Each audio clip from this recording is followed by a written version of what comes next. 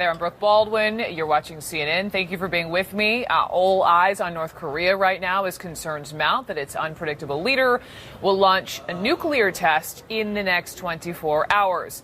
U.S. Navy ships are nearby as satellite images suggest that Pyongyang is poised for action. Keep in mind, this date is significant. Upcoming April 15th. This is the isolated country's biggest holiday. This is the birthday of North Korea's founder, Kim Jong-un's grandfather.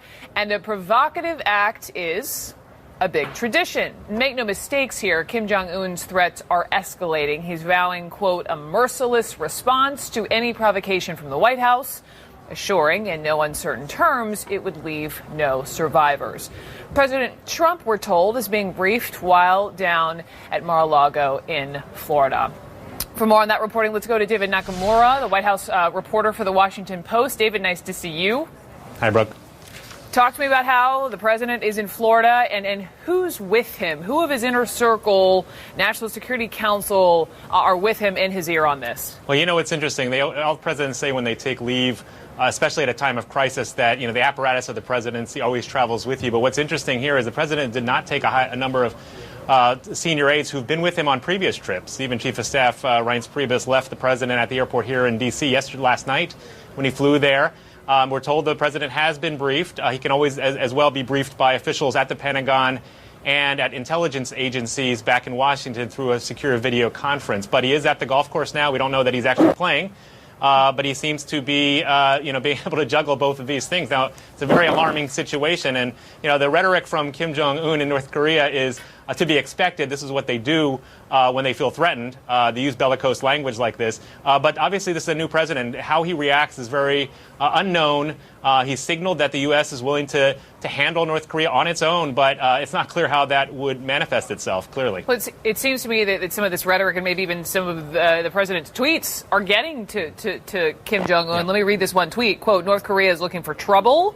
The president writes, if China decides to help, that would be great. If not, we will solve the problem without them. And to your point, the leader responding that the president is more aggressive than past American presidents. What do you make of that, David? Well, I mean, look, this comes after a week after this president launched the strike in Syria. And that was not just looked at in the region or in Asia as a strike against Assad, but also a warning shot to other countries, especially North Korea, that this president will take different actions than his predecessor. And so you're already seeing new policies being developed.